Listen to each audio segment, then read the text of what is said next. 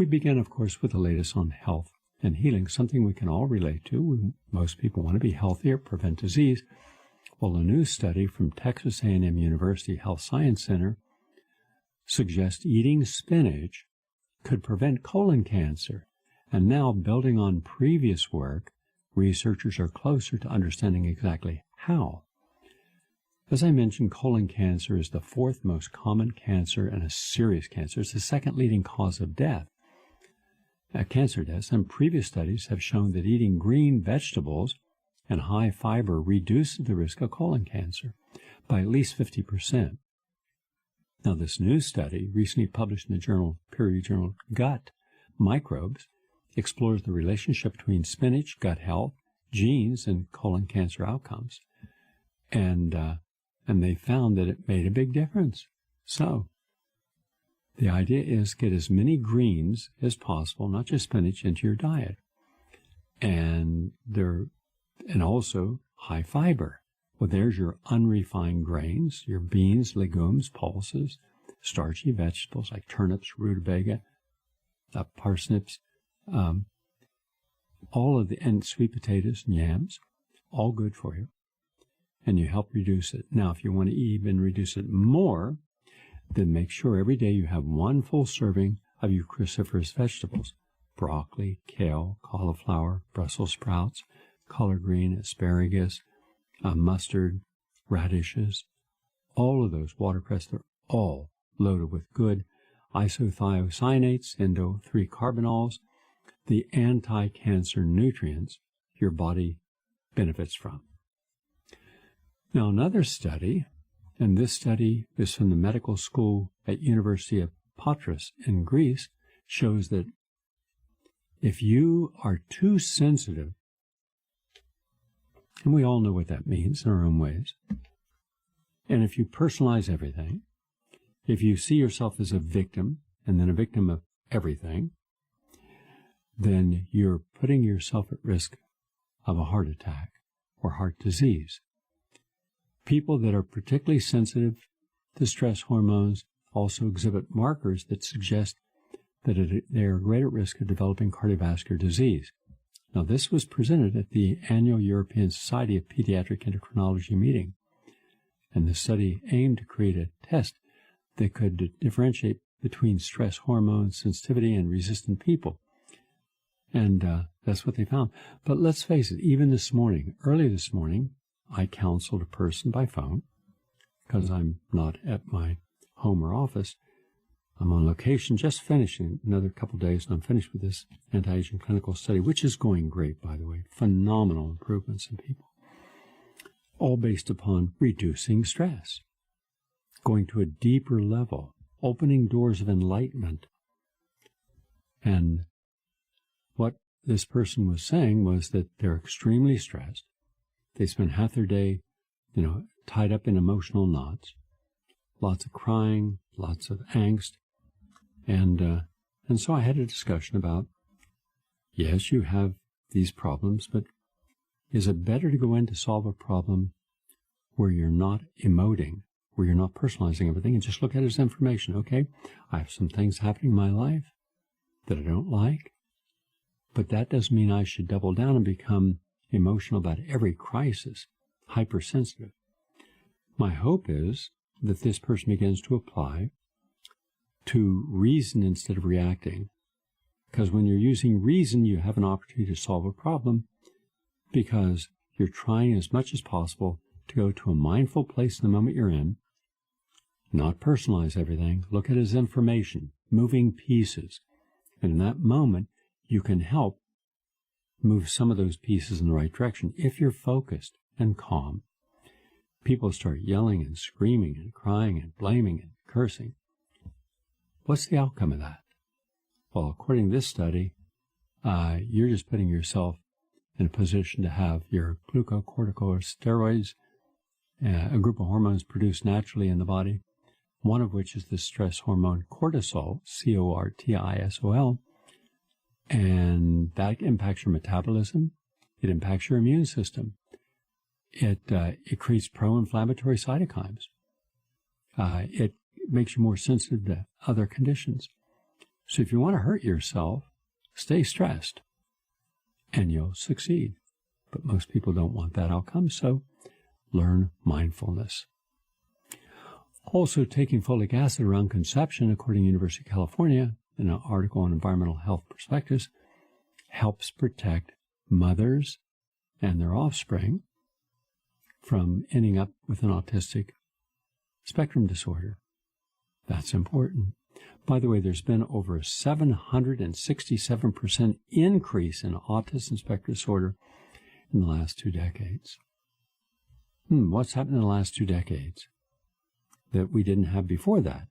Because you're not going to have, in that short a period of time, that radical jump in autism unless something is introduced.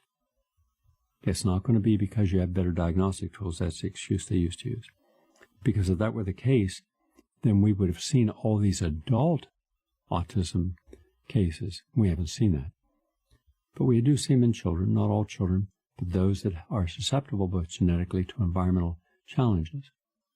So we've really increased the vaccine levels. We've increased the exposure to pesticides and increased the exposure to junk food, all of which make a child more susceptible. Also, from the University of Valencia in Spain, the Hydrens, Hydrens, team of researchers developed a numerical model that estimates the ozone concentration needed to meet the disinfection criteria. Do you remember at the beginning of this, I said they should be using, even before, to help get rid of MERS? Because you get that when you're in a hospital. Everything's contaminated. So if you go through, or potentially contaminated, so you go through and use ozone. It's better than alcohol, better than hydrogen peroxide, and even helping people who are susceptible or do have MRSA, you can do it as an autohemotherapy, meaning you take a certain amount of, let's say 20 cc's, 30 cc's of blood out, and you ozonate it, O3, turns bright red. Then you put it back in the body. It's a very simple, non-painful, non-invasive process. And that's circulating, killing viruses, bacteria all over the body. You can also disinfect all the surface areas, and you should. But this is what they're now finding, and this showed, quote, the study showed the effectiveness of ozone as a disinfectant agent against SARS-2 in public transport. All right? It could also be used in schools, in other places where you get a lot of people. They're using it on buses and planes, but that's just one possibility. So, and remember, you got a lot of different viruses. You got, you've got a virus that will, the PEDV virus, the murine norovirus, the one that one causes diarrhea. You've got all kinds of viruses out there, and ozone kills it. So something to consider. Also, finally, the spice of life, cinnamon, cools your stomach. Royal Melbourne Institute of Technology in Australia, published in the peer-reviewed journal Scientific Reports. In lay language, adding cinnamon to your diet can cool your body by up to 2 degrees, according to researchers. And the spice also contributes to the general improvement in overall health. It certainly helps people who have dysinsulinism or diabetes. So that's important. And it also helps maintain the integrity of the stomach wall. So something simple, something easy to use, something tasty, and something that really helps you. And very quickly, I always like to give things that people can do right now today. Okay, we're into the fall season. So what would be the foods, organic, that you can get that really helps your health? Right now, I'll give you the top 10. Apples. By the way, apples have anti-cancer potential. They're loaded with quercetin, and they can help prevent oxidative stress. That's important. And they reduce cognitive diminishment in animal models.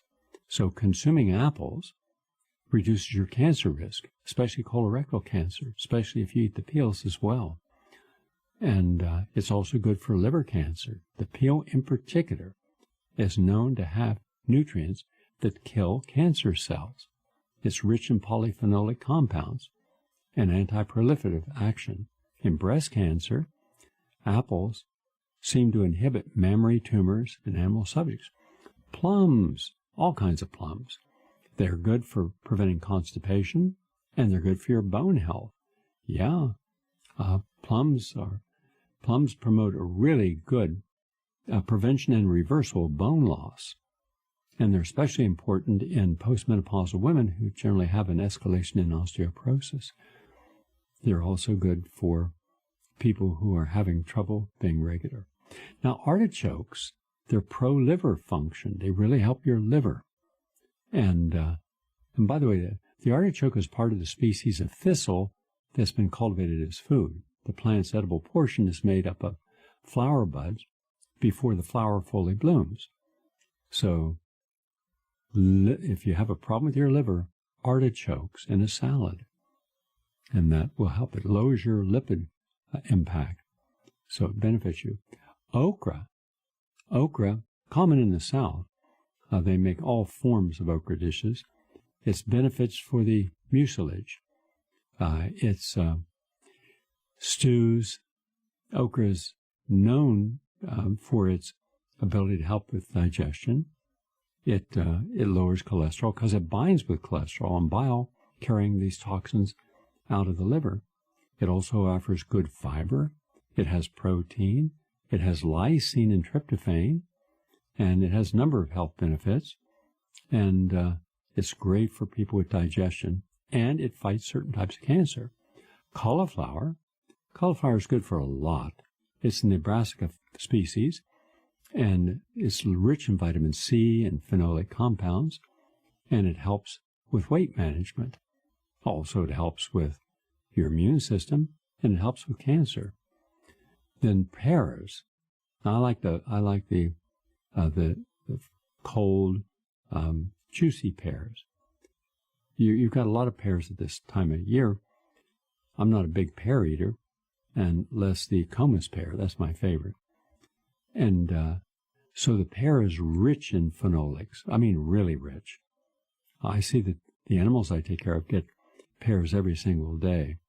And if you thinly slice them, they're very good. They lower cholesterol levels. They prevent ulcers. They regulate metabolism. They turn off inflammation. Yeah, so pears are good. Mushrooms are phenomenal. They reduce your death risk. They have a long history of promoting, in other cultures going back thousands of years, promoting health. They have vitamin B12, the same form of vitamin B12 you find in meat. They have lots of fiber, selenium, which is good. They have anti-cancer properties, so that's good. Enoki, that's the long, thin white stems with small white caps. Oyster mushrooms, a fan-shaped delicate cap. Portobello, a large brown thick cap. And I always cut the hairling underneath of it off, wash it, and then push it. I push all mushrooms that I wash between the palms and squeeze out all of the liquid. And then it's delicious and nutritious, as well as the ones you already would imagine, shiitake, maitake, etc., and white cap. That's the latest on health and healing. We're 20 minutes into our program.